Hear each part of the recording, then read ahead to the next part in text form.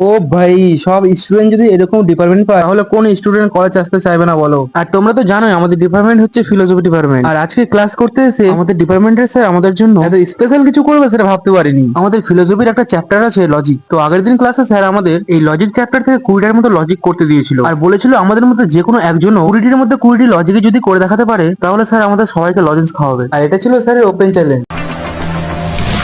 এটাই হলো আমার চ্যালেঞ্জ। আর আমরা তো ভাই নামেই কলেজে উঠে গেছি, আর মনের দিক থেকে সেই স্কুলের বাচ্চা, তাই চকলেট খাওয়ার চক্করে আমরাও কাজে লেগে পড়ি। বাড়িতে এসে যখন লজিক করতে বসি তখন বুঝতে পারলাম স্যার আমাদের ভালো মতো ট্রাপে ফাঁসিয়েছে। तेरे को पता था मजाक करोगे।